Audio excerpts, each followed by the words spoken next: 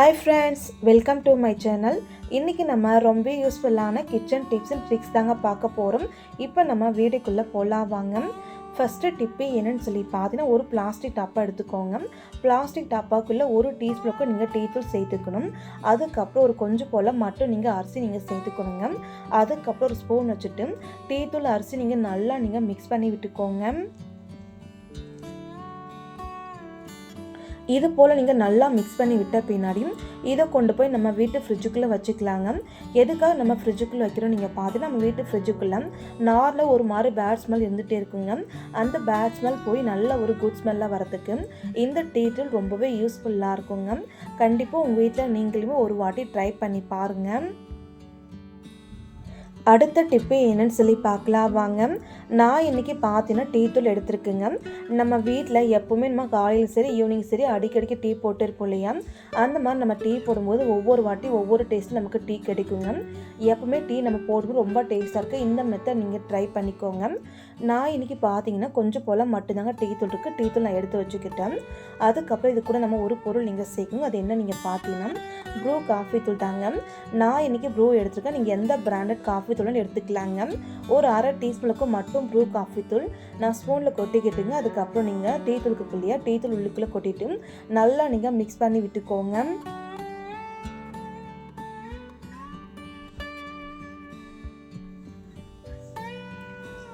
இப்போ பாருங்கள், நம்ம நல்லா கலக்கியாச்சு.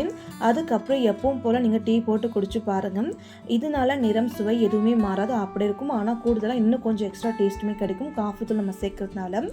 கண்டிப்பாக ட்ரை பண்ணுங்கள், ரொம்ப ரொம்ப யூஸ்ஃபுல்லாக இருக்குங்க. அடுத்த டிப்பு என்னன்னு சொல்லி பார்க்கலாம் வாங்க.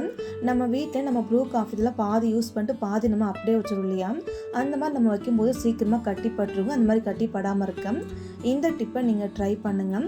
அந்த ப்ரூ காஃபி தூள் நீங்கள் இது போல் கட் பண்ணி எடுத்தது நல்லா நீங்கள் ஃபோல்டு பண்ணிக்கணும். இது போல் நீங்கள் நல்லா ஃபோல்டு பண்ணிவிட்டு அது மேலே நீங்கள் டிக்டாக் கிளிப்பை போட்டு வச்சுட்டிங்கன்னா நல்லா டைட்டாக இருக்கும், காற்றுமே போகாது. எப்போனாலும் நீங்கள் எடுத்து யூஸ் பண்ணிக்கலாம். கண்டிப்பாக அந்த டிப்புமே உங்களுக்கு ரொம்ப யூஸ்ஃபுல்லாக இருக்குங்க. மறக்காமல் ட்ரை பண்ணுங்கள். அடுத்த டிப்பு என்னென்னு சொல்லி பார்க்கலாம் வாங்க. நம்ம வீட்டில் இருக்கிற பெரிய மண்டை வலி எதுன்னு பார்த்தீங்கன்னா பூண்டு உரிக்கிறதாங்க. முக்கியமாக நம்ம பூண்டு பால் உரிக்கினாவே ரொம்ப கஷ்டமாக இருக்கும், கை வலி எடுக்குங்க. அதுக்கு இந்த டிப்பை நீங்கள் ட்ரை பண்ணி எவ்வளோ பூண்டு வேணாலும் ரொம்ப ஈஸியாக நீங்கள் உரிச்சு எடுக்கலாங்க. அது எப்படின்னு சொல்லி பார்க்கலாங்க. ஃபஸ்ட் நான் பார்த்தீங்கன்னா ஒரே ஒரு பூண்டு மட்டும் எடுத்து நல்லா நான் உடச்சிக்கிறேங்க. அந்த பூண்டு பற்கள் ஃபுல்லாகவே நீங்கள் தனித்தனியாக எடுத்துக்கோங்க.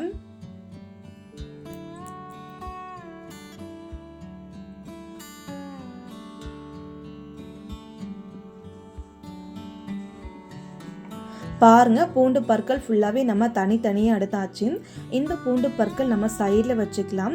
அதுக்கப்புறம் நீங்கள் பார்த்தா ஒரு கப்புக்குள்ளே கொஞ்சமாக தண்ணி நல்லா சூடு பண்ணி எடுத்துருக்கேன். ரொம்ப சூடு தேவையில்லைங்க, கொஞ்சம் சூடு மட்டும் இருந்தால் போதும். கொஞ்சம் மேலால் ஆவி வருது பாருங்கள், இந்த அளவுக்கு சூடு இருந்தால் போதும். அதுக்கப்புறம் நம்ம பூண்டு பற்கள் இருக்கு இல்லையா, அது ஃபுல்லாகவே இந்த கப்புக்குள்ளே நீங்கள் போட்டுக்கோங்க. இப்போ நம்ம கப்புக்குள்ளே எல்லா பூண்டு பற்கள் நம்ம சேர்த்தாச்சுங்க. இந்த பூண்டு பற்கள் நீங்கள் சைடில் வச்சும் கரெக்டாக நீங்கள் பார்த்தா 2 நிமிஷம் போல் ஊற விட்டுக்கோங்க. அதுக்குள்ளே நீங்கள் மற்ற வேலையை செஞ்சு முடிச்ச பின்னாடி பூண்டு பற்கள் நம்ம உரிச்சிக்கலாங்க. இப்போ 2 நிமிஷம் போல் ஆயிடுச்சு. பூண்டு பற்கள் நீங்கள் பாருங்கள் நல்லா ஊறி வந்திருக்கு. இந்த டைமில் நீங்கள் பூண்டு பற்கள் ஒவ்வொரு இடத்துல ரொம்ப ஈஸியாக நீங்கள் உரிக்கலாம். உங்ககிட்ட நகை இருந்துச்சுன்னா லைட்டாக ஒரே ஒரு இடத்துல மட்டும் நீங்கள் பூண்டு தோல் எடுத்து விட்டாலே அந்த பூண்டு பற்கள் ஃபுல்லாகவே வெளியே வந்துடும். அப்போல்லாம் நீங்கள் எடுக்கிறது கத்தி யூஸ் பண்ணிக்கலாங்க. நான் பூண்டு பற்கள் கொஞ்சம் எடுத்து காமிக்கிறேன், நீங்களே பாருங்கள் எந்த அளவுக்கு ஈஸியாக இருக்குன்னுட்டு. ஒரு பக்கம் மட்டும் நீங்கள் பூண்டு தோல் ஃபுல்லாக உரிச்சிங்கன்னா அந்த பூண்டு மக எல்லா பூண்டு தோலுமே ரொம்ப ஈஸியாக வெளியே வந்துடுதுங்க.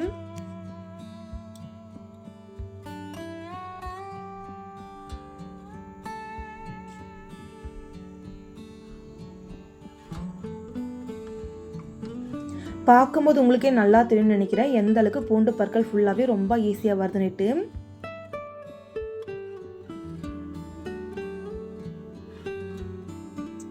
நீங்களே பாருங்கள், ஒவ்வொரு பூண்டு பற்கள் ஃபுல்லாகவே நான் உரிச்சு காமிக்கிறேன் எந்த அளவுக்கு பூண்டு தோல் ஃபுல்லாக வெளியே வந்துட்டுருக்குன்னுட்டு.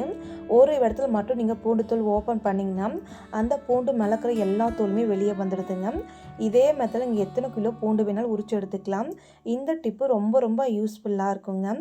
மறக்காமல் நீங்களுமே ஒரு வாட்டி ட்ரை பண்ணி பாருங்கள். அடுத்த டிப்பு என்னன்னு சொல்லி பார்க்கலாம் வாங்க.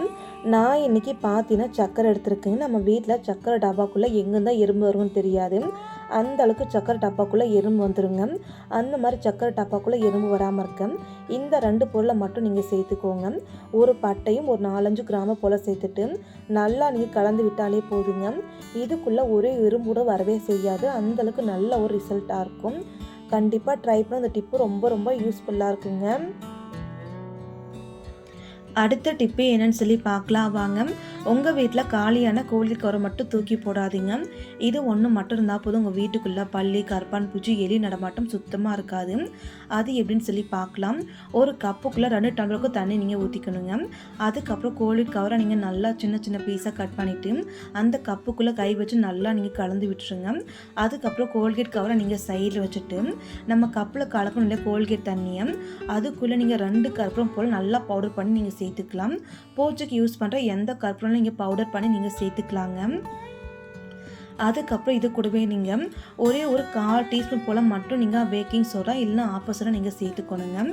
இது 2 நீங்கள் சேர்த்து பின்னாடி கை வச்சு நல்லா நீங்கள் மிக்ஸ் பண்ணி விட்டுக்கோங்க.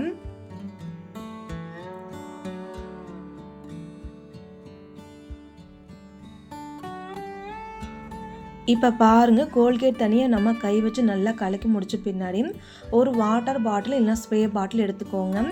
இந்த கோல்கேட் தண்ணியை வாட்டர் பாட்டில் ஃபுல்லாக நீங்கள் ஊற்றிக்கோங்க.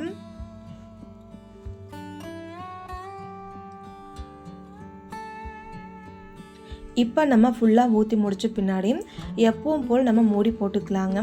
இந்த டிப்பு எதுக்காக நீங்கள் பார்த்தீங்கன்னா, நம்ம வீட்டுக்குள்ளே அடிக்கடிக்கு கரப்பான் பூச்சி தொல்லை, பல்லி தொல்லை, அதுவும் மட்டும் இல்லாமல் எலி தொல்லை ரொம்ப அதிகமாக இருக்குன்னா இந்த டிப்பை நீங்கள் மறக்காமல் ட்ரை பண்ணிங்க. உங்கள் வீட்டில் எந்த இடங்களில் எலியெல்லாம் வருதோ, கரப்பான் பூச்சி, பல்லியெல்லாம் வருதோ அந்த இடங்கள் லைட்டாக நீங்கள் தண்ணியை தெளித்து விட்டுக்கலாம். அப்போல்லாம் நீங்கள் ஸ்ப்ரே பண்ணி விட்டாலே உங்கள் வீட்டு பக்கம் ஒரே ஒரு நாளோட கரப்பான் பூச்சி, எலி தொல்லை எதுவுமே இருக்காது. அந்தளவுக்கு நல்ல ஒரு பவர்ஃபுல் ரிசல்ட்டாக இருக்குங்க. நான் இன்றைக்கி பார்த்தீங்கன்னா கிச்சனில் மட்டும் ஸ்ப்ரே பண்ணி விட்டுக்கிறேங்க. அதுக்கப்புறம் உங்கள் வீட்டு வெளி பக்கமாக எந்த பக்கம் எலி வருதோ இடங்கள்லாம் நீங்கள் ஸ்ப்ரே பண்ணி விடாமல் கொஞ்சம் கொஞ்சம் தண்ணி நீங்கள் நல்லா நீங்கள் தெளித்து விட்டாலே எந்த இடங்களில் எலி தொல்லை வருதோ அந்த இடங்களில் இந்த ஒரு வாசனைக்கு எலியுமே வர செய்யாது. அந்தளவுக்கு சூப்பராக இருக்குங்க. இந்த கோல்கேட் வாசனை அந்தளவுக்கு பவர்ஃபுல்லாக இருக்கும். அதனால் மறக்காமல் உங்கள் வீட்டில் ஒரே ஒரு டைம் நீங்கள் செஞ்சு பாருங்கள். ரொம்ப ரொம்ப யூஸ்ஃபுல்லாக இருக்குங்க. அடுத்த டிப்பு என்னன்னு சொல்லி பார்த்தீங்கன்னா சிங்க்கு தாங்க. நம்ம வீட்டு சிங்க்கை நீங்கள் என்ன தான் க்ளீன் பண்ணி வச்சுட்டே இருந்தாலும் ஒரு மாதிரி பேட் ஸ்மெல்லும், அது மட்டும் இல்லாமல் சிங்க் அடிக்கடிக்கு அடைச்சிக்குங்க. அந்த மாதிரி சிங்க் அடைக்காமல் இருக்க இந்த டிப்பை நீங்கள் ஃபாலோ பண்ணுங்கள். தோசைமாக்கு சேர்க்கக்கூடிய ஆப்போசிட் எடுத்துக்கோங்க. ஒரு டீஸ்பூன் போல் மட்டும் எடுத்துக்கோங்க. அந்த சிங்க்கு உள்ளுக்குள்ளே தண்ணி இறங்கலையே அந்த இடங்களை நீங்கள் கொஞ்சம் போல் நீங்கள் ஆப்போசிட் நல்லா நீங்கள் தெளித்து விட்டுருங்க. அதுக்கப்புறம் 5 நிமிஷம் போல் நீங்கள் அப்படியே விட்டுக்கோங்க. 5 நிமிஷம் கழித்து நீங்கள் கொஞ்சமாக சுடு தண்ணி வச்சு எடுத்துக்கணும். நான் 1 டம்ளர் தண்ணி மட்டும் வச்சு எடுத்துக்கிறேன். இந்த தண்ணி நம்ம சிங்க்கை உள்ளுக்குள்ளே ஊற்றி விட்டாலே சிங்க்கு உள்ளுக்குள்ளே எந்த இடங்களையும் அடைக்கவே செய்யாது. ரொம்ப ஈஸியாக தண்ணி ஃபுல்லாக போயிட்டு இருக்கும். அது மட்டும் இல்லாமல் பேட் ஸ்மெல் எதுவுமே வர செய்யாது. கண்டிப்பாக அந்த டிப்பு ரொம்ப ரொம்ப யூஸ்ஃபுல்லாக இருக்கும். மறக்காமல் ட்ரை பண்ணுங்கள். இந்த டிப்பு இந்த வீடியோ உங்களுக்கு ஏதாச்சும் ஒன்று யூஸ்ஃபுல்லாக இருந்தால் நம்மளோட சேனலுக்கு சப்ஸ்கிரைப் பண்ணுங்கள், லைக் பண்ணுங்கள், கமெண்ட் பண்ணுங்கள், ஷேர் பண்ணுங்கள், ட்ரை பண்ணுங்கள். Thank you friends. தேங்க்ஸ் ஃபார் வாட்சிங்.